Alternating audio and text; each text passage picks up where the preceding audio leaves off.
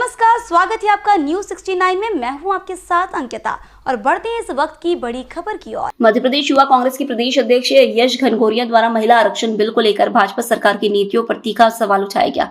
उन्होंने आरोप लगाया कि सरकार महिलाओं के अधिकारों के साथ छल कर रही है और उन्हें वास्तविक राजनीतिक भागीदारी से वंचित किया जा रहा है। यश घनघोरिया ने कहा कि भाजपा की नीतियां महिला विरोधी हैं और महिला आरक्षण बिल केवल दिखावे तक सीमित है।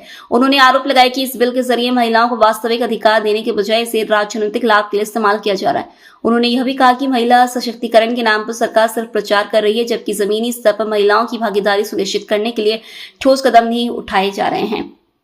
राहुल गांधी के संसद में दिए गए बयान का भी उल्लेख किया गया, जिसमें उन्होंने महिला आरक्षण के महत्व पर जोर देते हुए कहा था कि महिलाओं को बराबरी का हक मिलना चाहिए और उन्हें निर्णय लेने की प्रक्रिया में शामिल किया जाना जरूरी है।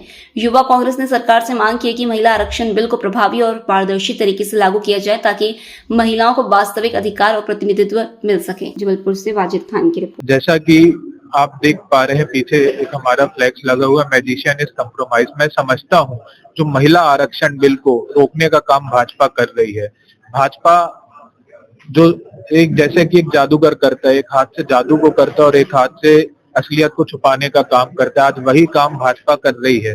देश की जनता की आंखों में धूल झोंकने का काम भाजपा कर रही है। महिला आरक्षण बिल जो 2023 में पास हो चुका था, जिसमें कांग्रेस ने पूरा सहयोग किया था, आज तक ऐसा क्या कारण है कि उस बिल को लागू नहीं किया जाता है? और भाजपा बहुत चालाकी से इस बिल को डिलिमिटेशन के साथ में जोड़ना चाहती है, जातिगत जनगणना के साथ में जोड़ना चाहती है, ताकि ये जो बिल है ये भविष्य के लिए टाला जा सके और ये महज एक अखबार की सुर्खी बन के रह जाए।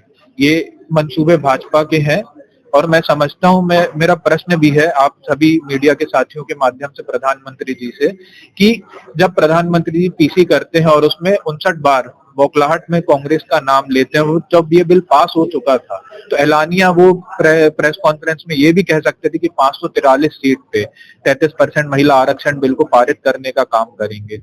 हम चाहते हैं कि प्रधानमंत्री 543 सीट में 33% महिला आरक्षण बिल को पारित करने का काम करें, ताकि हमारी माताओं बहनों को उनका हक मिले, उनका अधिकार मिले। और कम से कम आज होना यह था कि 180 माताएं बहनों को हमारी संसद में पहुंचने का अवसर मिलना चाहिए था इस आरक्षण बिल के माध्यम से।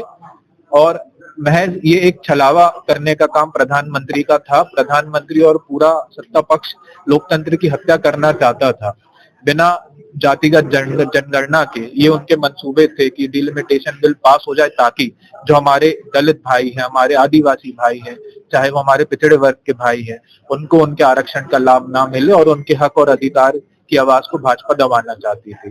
राहुल गांधी जी ने पूरे देश के सामने एक पहेली को रखा संसद में, 16 नंबर की एक पहेली जादूगर की रखी है। मैं आप सभी साथियों के माध्यम से ये कहना चाहता हूँ कि हम सभी मिलकर उस पहेली को सुलझाएं और देश की जनता को बचाएं। इस खबर पर आपकी क्या है राय, हमें कमेंट सेक्शन में जरूर बताएं। तब तक के लिए धन्यवाद।